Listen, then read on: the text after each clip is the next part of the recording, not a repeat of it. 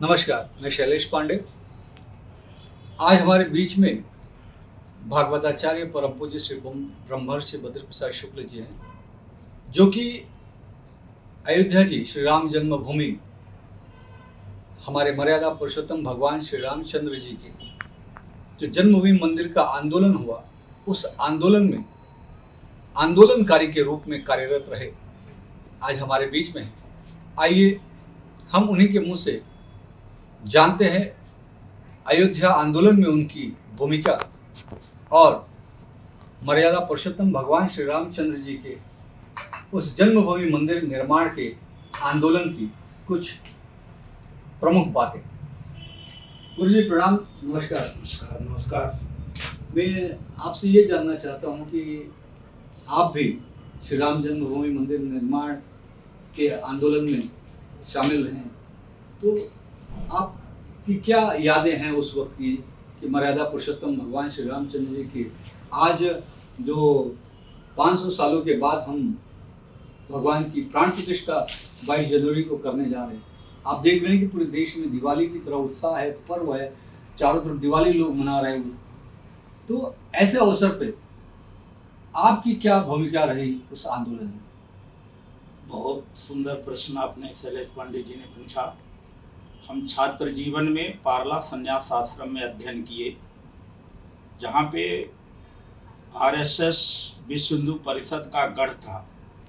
हमारे संस्था के परमाचार्य अध्यक्ष श्री विश्वेश्वरानंद जी महाराज, जो इस समय कई संस्थाओं के अध्यक्ष हैं, सक्रिय रूप में उसमें सक्रिय थे राम मंदिर आंदोलन में। और मैं स्वयं छात्र जीवन से लगभग 1983 से संन्यास आश्रम में 1990 तक मैं कई बार हमारे यहाँ ही अशोक सिंघल जी, उमा भारती जी, ऋतंभरा जी रहती थी, तो वहीं से संचालन होता था।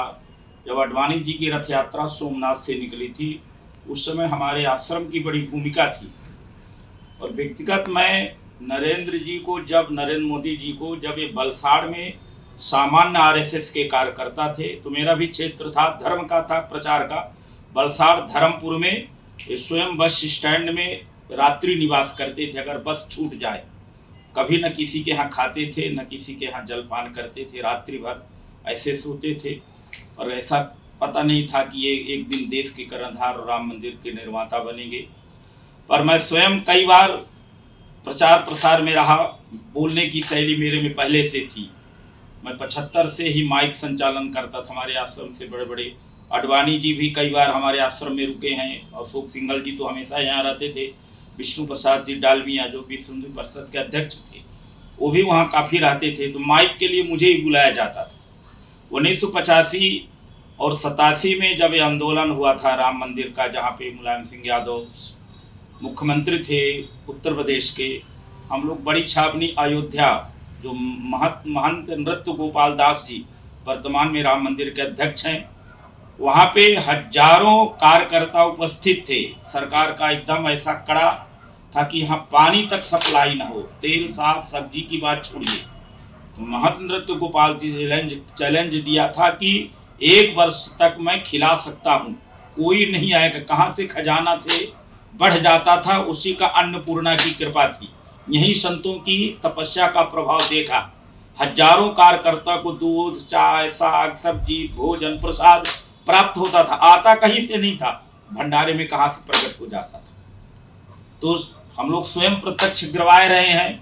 1990 के बाद हम लोग थोड़ा राजनीति में नहीं गए, कथा प्रवचन में गए। जिसे ऋतंभरा जी भी, उन्होंने बादशाह ग्राम की स्थापना किया। उमा भारती राजनीति में रही, बाद में तो सीएम बनी। पर बड़ा सुंदर, कभी हम लोगों ने सोचा नहीं था कि इतनी जल्दी सफलता मिल जाएगी, कई पीढ़ी लगेगी। पर हम सब बड़े भाग्यशाली हैं कि जो हजारों 500 साल की तपस्या, हजारों संत महात्माओं को बलिदान किया है, आम जनता का भी बलिदान किया है। हजारों संतों को गोली कांड में मार के सरयू में बहाया। हमारे कई मित्रों का पता नहीं, जो संत हम लोग अखाड़ा थे, हमारा सूरतगिरी आश्रम हरिद्वार, हमारे महामंडलेश्वर स्वामी विश्वेश्वरानंद जी महाराज। आपके परिचित में कितने लोग इसमें? हमारे परिचित में कम से कम 100 आदमी जो संत थे जी, वो वहाँ पे शहीद हुए। शहीद कहाँ? अयोध्या जी में? अयोध्या में कार सेवा में? कार सेवा में। ये ये 90 वाले की 90 89 में जब मुलायम सिंह ने 1990 गोलीकांड करवाया था। हाँ। मैंने एक आंकड़ा देखा था, केंद्र सरकार उस वक्त की कहती थी कि कुछ 50 लोग मारे गए, राज्य सरकार कुछ कहती थी 60-65 लोग मारे गए। ये केंद्र सरकार और राज्य सरकार का जो उस वक्त का आंकड़ा था, इस पर आप क्या कहेंगे? ये क्या सही आंकड़ा था? एकदम गलत था, एकदम गलत था। हजारों आदमी उसमें, हम तो अयोध्या में उस समय नहीं पहुंच पाए थे, रास्ते में रोक दिया गया था जी। वो गोलीकांड के समय अयोध्या तक हम लोग नहीं पहुंच पाए थे, हमारा जो जत्था गया था पार्ले संन्यास आश्रम का। अच्छा। पर 150 को तो हम ही जानते हैं कि वो गए हैं, फिर लौट के नहीं आए। लौट के आने पर अच्छा, आपका व्यक्तिगत तौर पे जब आप कार सेवा में गए थे आपके आश्रम की तरफ से, तो उस वक्त का आपका कुछ अनुभव बताएंगे कार सेवा करते हुए? कार सेवक तो हम लोग वहां तक पहुंच नहीं पाते थे। तो जो मुंबई से आप निकले थे, अयोध्या तक पहुंचे थे, हाँ, उस दौरान उस समय मैं तो आश्रम वालों की छूट रहती, क्योंकि हम लोग अशोक सिंघल के साथ में काफी रहते थे, उनका जत्था था, इसलिए उसको रोकते नहीं थे, जाने देते, पर ऐसा रखते थे कि वहां तक ना पहुंच पाए राम मंदिर तक।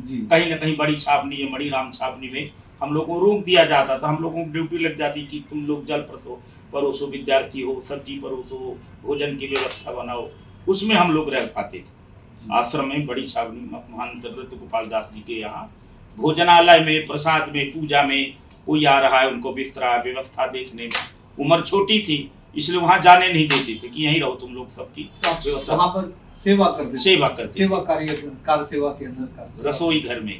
जी।